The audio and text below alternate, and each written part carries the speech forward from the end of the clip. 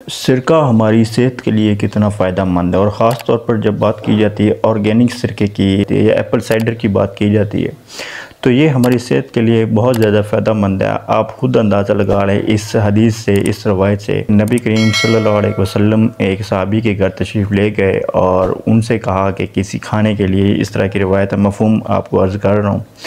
तो खाने के लिए उन्हें फ़रमाया तो उन्होंने, उनके वो सहाबी तो गरीब थे, उनके घर में कुछ नहीं था। एक सूखी रोटी का टुकड़ा लेके आए और साथ में उनके पास कुछ सिरका पड़ा हुआ था।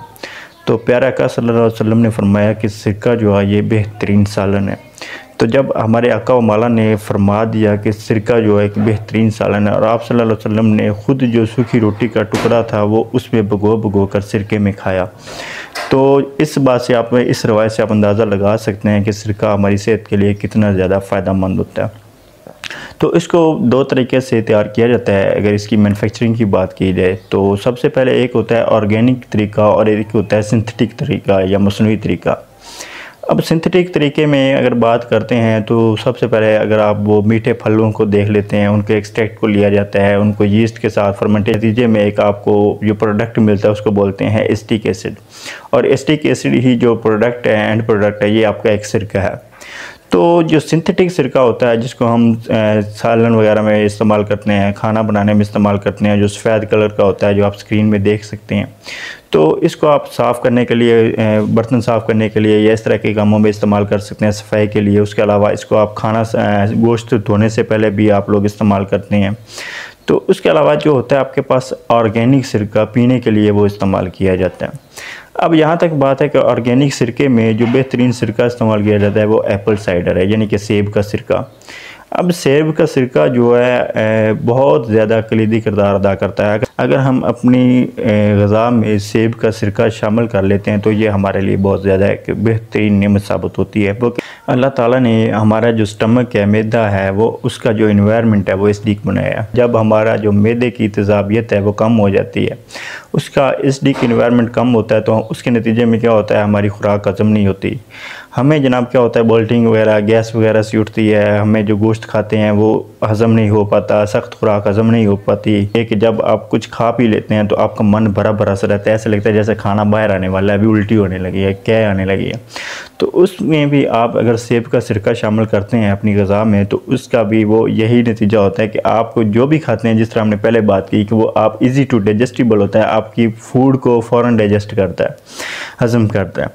तीसरा जो इसका जो फ़ायदा है वो ये करता है कि ये इंसुलिन रेजिस्टेंस होता है, यानी कि इंसुलिन में मुज़ाहमत करता है। अब किस तरह की मुज़ाहमत, और जब इंसुलिन रेजिस्टेंस होगा तो उसके नतीजे में क्या होगा, ये सबसे पहले हमारे ब्लड की जो शुगर है उसको लो करेगा। ब्लड शुगर लेवल जब लो होगा तो डेफिनेटली जो डायबिटिक पेशेंट है, टाइप 2 डायबिटीज़ है, उसमें भी हेल्पफुल होता है, उसके निजात में, उसके ट्रीटमेंट में।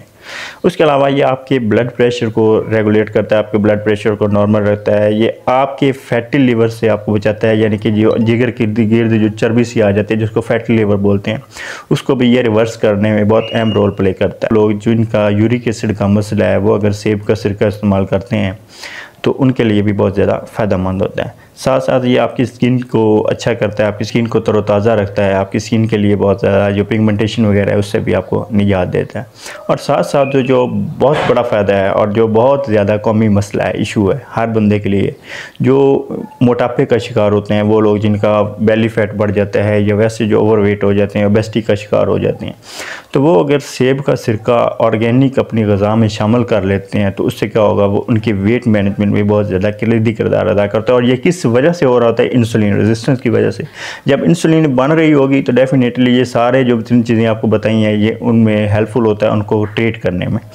अच्छा, अब आपने जब सेब का सिरका लेना है तो उसमें एहतियात किस चीज़ की करनी है कि वो लोग जिनके मैदे में जलन रहती है, मैदे में एसिडिटी सी हुई रहती है, तो वो लोग जो है सेब का सिरका इस्तेमाल ना करें। अगर करना चाहते हैं तो डॉक्टर से या अपने मालिज से ज़रूर रहनुमाई ले सकते हैं। उसके साथ साथ ये आपके दांतों को इनेबलिंग या दांतों की कोटिंग को उतार सकता है। एसिडिक होता है तो क्या करता है, अब आपने क्या करना है कि एक तो ये है कि आपने डायरेक्ट जो है सिरका नहीं लेना, और जब आपने स्टार्टिंग फेज़ में लेना है तो आपने एक गिलास में एक गिलास पानी के अंदर 1 चम्मच जो छोटा चाय का चम्मच जो है उसको आप इसमें मिला कर ले सकते हैं। और आपने डायरेक्ट पीना भी नहीं है, पीना किससे, स्ट्रॉ से लेना है।